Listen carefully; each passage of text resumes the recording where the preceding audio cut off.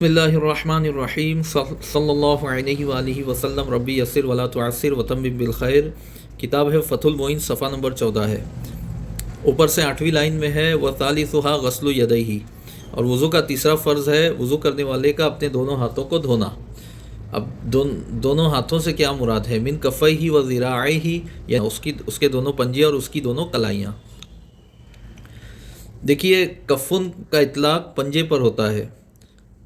اور پنجے کا اندرونی حصہ جس کو ہم لوگ اردو میں ہتھیلی کہتے ہیں، عربی میں اس کو راحتن کہتے ہیں یا بطن کف کہتے ہیں۔ ٹھیک ہے، بطن الکفی یا راحتن یہ ہتھیلی ہے، اور کفن کا مطلب ہے پورا پنجہ۔ کچھ لوگ کف کا ترجمہ صرف ہتھیلی کر دیتے ہیں، یہ غلطی ہے۔ ہاں، اگر مجازن کریں تو ٹھیک ہے، ورنہ حقیقتاً کف کا ترجمہ ہوتا ہے پنجہ، تو اس کے دونوں پنجے اور اس کی دونوں کلائیاں، تو پنجہ اور کلائی مل کر ہاتھ بنتا ہے، لیکن کوہنی ید سے خارج ہے۔ اسی لیے قرآن مجید میں بھی الگ سے فرمایا الی المرافق بکل مرفقین، آگے فرماتے ہیں ہر کوہنی کے ساتھ، یعنی دونوں ہاتھوں میں سے ہر ہاتھ کی ہر کوہنی کے ساتھ دونوں ہاتھوں کا دھونا فرض ہے۔ اللہ نے للآیتی، آیت کی وجہ سے۔ آیت کیا ہے؟ اللہ نے قرآن مجید میں فرمایا وَأَيْدِيَكُمْ إِلَى الْمَرَافِقِ، اور اپنے دونوں ہاتھوں کو دھو کوہنیوں سمیت۔ الا کا مابعد حکم میں ماقبل کے داخل ہے۔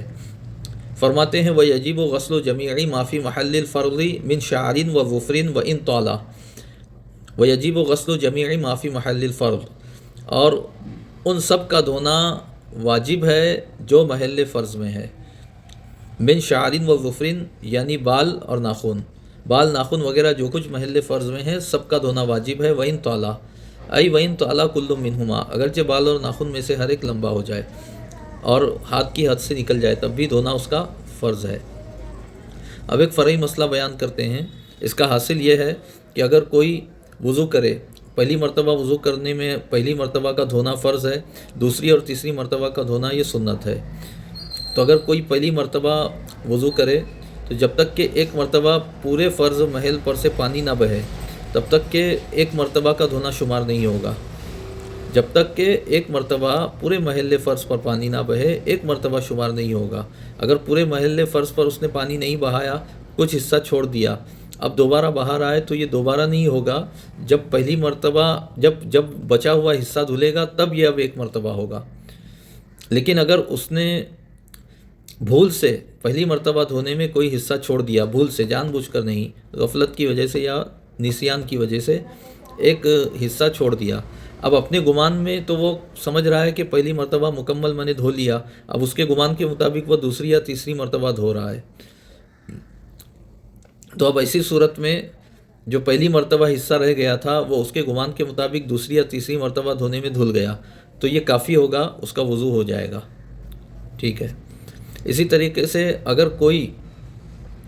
پہلی مرتبہ وضو کرے اور اس میں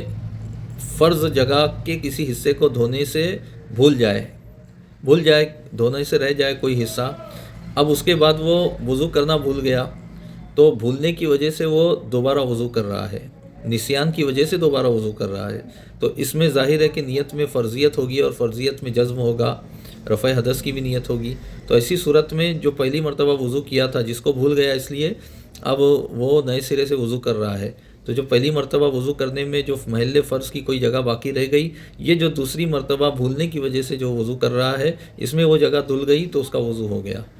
ٹھیک ہے، کیونکہ بھولنے کی وجہ سے جو آدمی وضو کرتا ہے اس میں رفع حدث کی بھی نیت ہوتی ہے اور فرضیت کی نیت میں جزم بھی ہوتا ہے۔ لیکن اگر وہ تجدید وضو کر رہا ہے اس کے گمان میں،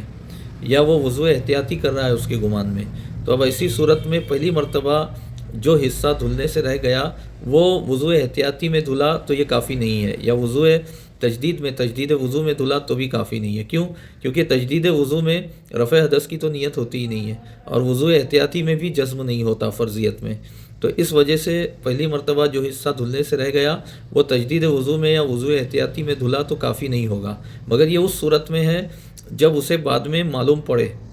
کہ پہلی مرتبہ جو وضو کیا تھا اس میں کچھ حصہ دھلنے سے رہ گیا تھا، تو اس نے تجدید وضو کیا یہ سمجھ کر کہ اس کا وضو ہے، یا وضو احتیاطی کیا یہ سمجھ کر کہ پہلی مرتبہ وضو کر چکا ہے، فرض ادا ہوا ہے، اور ابھی یہ وضو احتیاطاً ہے، فرض نہیں ہے۔ بعد میں معلوم ہو گیا کہ پہلی مرتبہ دھونے میں کچھ حصہ رہ گیا، تو یہ وضو احتیاطی اور وضو تجدید وضو جو ہے کافی نہ ہوگی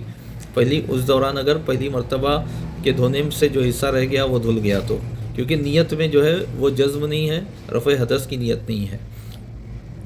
یہ اس صورت میں جب اسے معلوم پڑے، اگر اسے پتہ ہی نہ چلا، تجدید وضو کر لیا یا وضو احتیاطی کر لیا اور اس دوران پہلی مرتبہ جو حصہ وضو کرنے میں رہ گیا تھا وہ دھل گیا، اور اسے معلوم بھی نہیں چلا کہ پہلی مرتبہ کوئی حصہ دھلنے سے رہ گیا تھا، فرض حصہ، تو ایسی صورت میں معلوم نہ پڑنے کی وجہ سے ضرورتاً یہ کہا جائے گا کہ اس کا وضو ہو گیا، کافی ہے۔ یہ جو کہہ رہے ہیں کہ تجدید وضو میں یا وضو احتیاط میں جو پہلی مرتبہ وضو کرنے میں جو فرض حصہ رہ گیا یہ دھل گیا تو کافی نہیں ہوگا، یہ اس صورت میں جب اسے بعد میں یاد آ جائے یا معلوم پڑے کہ پہلی مرتبہ وضو کرنے میں کوئی حصہ رہ گیا، ٹھیک ہے۔ فرماتے ہیں فرعون لو نسیہ لمعتن، اگر کوئی لمعہ وہ بھول جائے، یعنی فرض محل کا کوئی حصہ پانی پہنچنے سے رہ گیا، اسے وہ بھول گیا کہ اسے دھونا ہے، فن غسلت فی تثلیثن، تو وہ حصہ دھل جائے تثلیث وضو میں، یعنی دوسری یا تیسری مرتبہ کے دھونے میں وہ حصہ دھل جائے، او اعادتی وضوء، یا وضو کے دہرانے میں، لنسیان لہو، وضو کو بھولنے کی وجہ سے، وضو کو بھولنے کی وجہ سے وہ نئے سرے سے وضو کر رہا ہے، تو اس میں جو ہے پہلی مرتبہ وضو کرنے میں جو حصہ رہ گیا وہ دھل گیا تو کافی ہوگا، کیونکہ وضو کو بھولنے کی وجہ سے جو وضو کیا جاتا ہے اس کی فرضیت میں بھی جزم ہوتا ہے، رفع حدث کی نیت ہوتی ہے، اس وجہ سے لا تجدید و احتیاط، نہ کہ تجدید وضو اور وضو احتیاط میں، یعنی تجدید وضو اور وضو احتیاط میں اگر پہلی مرتبہ وضو کرنے میں جو حصہ دھلنے سے رہ گیا، بھول گیا، وہ دھل جائے تو کافی نہ ہوگا، کیونکہ تجدید وضو میں اصلا رفع حدث کی نیت نہیں ہوتی اور وضو احتیاط میں فرضیت میں جزم نہیں ہوتا، اس وجہ سے کافی نہیں ہوگا۔ یہ اس وقت ہے جب اسے یاد آ جائے، لیکن اگر اسے یاد ہی نہ آئے تو ضرورتاً کافی ہو جائے گا، اجزاءہ، تو اس کو کافی ہوگا، لو نسیہ جو شرط ہے اس کی جزا ہے اجزاءہ، فن غسلت کی جزا ہے، لو نسیہ فن غسلت اجزاءہ، اگر وہ فرض محل کا کوئی حصہ دھونے سے بھول گیا تو تثلیث وضو میں یا وضو کو بھولنے کی وجہ سے دوبارہ وضو کرنے میں وہ حصہ دھل جائے، اجزاءہ، تو وہ اس کو کافی ہوگا، لا تجدید و احتیاط، نہ کہ تجدید وضو اور وضو احتیاطی میں۔ فرماتے ہیں ورابعہا، اور وضو کا چوتھا فرض ہے مسح بعض رأسہ، اس کے سر کے بعض حصے کا مسح کرنا۔ مسح کا مطلب ہے تر ہاتھ کو کسی جگہ پر پھیرنا، یہ ہے مسح کرنا، مسح یمسح باب فتحہ سے ہے، المسح مصدر ہے، مسح بعض رأسہ، اپنے سر کے بعض حصے کا مسح کرنا۔ اب وہ بعض حصہ کوئی بھی وہ حصہ ہے جو سر میں داخل ہے تو وہ بعض حصہ ہے، وہاں ہاتھ پھیرنا کافی ہے، جیسے کہ نزعتن، جو سر کے دائیں بائیں دو سفیدیاں ہوتی ہیں جو سر کے اگلے حصے کو گھیرتی ہیں دونوں طرف سے، وہاں ہاتھ پھیرے تو بھی ہو جائے گا۔ کان کے پیچھے جو سفیدی ہے، کان کے پیچھے جو بال اگنے کی جگہ اور کان کے درمیان جو خالی جگہ ہوتی ہے جہاں بال نہیں اگتے، وہاں بھی اگر مسح کیا تو ہو جائے گا، کیونکہ وہ بھی سر کے حصے میں داخل ہے، تو کہیں بھی مسح کرے، چاہے وہاں بال اگتے ہوں نہ اگتے ہوں، بہر صورت مسح ہو جائے گا۔ فرماتے ہیں کن نزعتی، جیسے کہ نزع کیا ہے اس کی تشریح ہو گئی پچھلے درس میں بھی، والبیاض الذی وراء الاذن، اور وہ سفیدی جو کان کے پیچھے ہے وہ بھی سر کے حصے میں داخل ہے، تو کوئی بھی حصہ بشرن و شعرن، یہ جو بشرن و شعرن ہے یہ سر سے بدل ہے، جیسا کہ بین السطور میں ہے، چاہے چمڑی ہو یا بال ہو، سر کی حد میں جو بھی ہے اس کا مسح کرنا کافی ہے، بشرن و شعرن فی حدہ،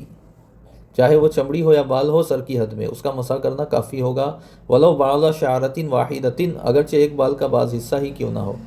ای ولو کان الممسوح بعض شعرۃ واحدۃ، اگرچہ مسح کیا جانے والا حصہ ایک بال کا بعض حصہ ہی ہو تب بھی مسح ہو جائے گا، فرض ادا ہوگا، للآیتی، آیت کی وجہ سے، آیت میں اللہ نے فرمایا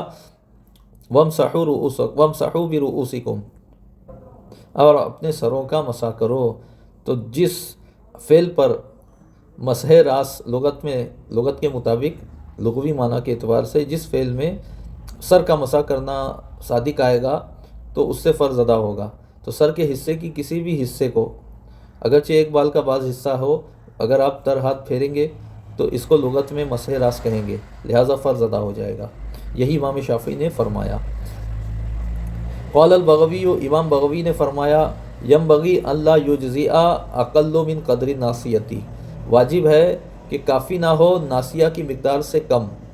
ناسیہ کی مقدار سے کم حصے کا مسح کرنا کافی نہ ہو، یہ واجب ہے، ضروری ہے۔ یعنی اگر فرض ادا کرنا ہے تو کم سے کم ناسیہ کی مقدار مسح ہو۔ ناسیہ کسے کہتے ہیں؟ سر کا اگلا حصہ، پیشانی سے لگا ہوا وہ حصہ سر کا جو دائیں بائیں دونوں طرف جس کے نزاعتین ہوں، دو سفیدیاں ہوں، اس حصے کو ناسیہ کہتے ہیں۔ کم سے کم اتنا مسح تو فرض ہے امام بغوی کے نزدیک، اس لیے کہ حدیث شریف میں اس سے کم مسح کرنا سرکار سے ثابت نہیں ہے۔ سرکار نے جو ہے پورے سر کا بھی مسح کیا ہے اور بعض سر کا بھی مسح کیا ہے، لیکن ناسیہ سے کم حصے کا مسح نہیں کیا ہے۔ اس لیے امام بغوی نے فرمایا کہ ناسیہ سے کم حصے کا مسح کرنا فرضیت کے لیے کافی نہیں ہے، لیکن یہ ضعیف قول ہے۔ اور ناسیہ کیا ہے؟ وہی ما بین النزاعتین، دونوں نزاع کے درمیان جو حصہ ہے وہ ناسیہ ہے۔ کیوں کافی نہیں ہے ناسیہ سے کم حصے کا مسح کرنا؟ لأنہ صلی اللہ علیہ وسلم لم یمسح اقل منہا، اس لیے کہ حضور علیہ الصلوۃ والسلام نے ناسیہ سے کم حصے کا مسح نہیں کیا۔ وہو روایت عن ابی حنیفہ، اور وہ ابو حنیفہ سے ایک روایت ہے رضی اللہ تعالی عنہ۔ حضرت امام ابو حنیفہ رحمۃ اللہ تعالی علیہ سے مروی ہے کہ ان کا بھی فتویٰ ہے کہ ناسیہ سے کم حصے کا مسح کرنا کافی نہیں، یعنی کم سے کم ناسیہ کا مسح کرے۔ والمشہور عنہ وجوب مسح الربوعی،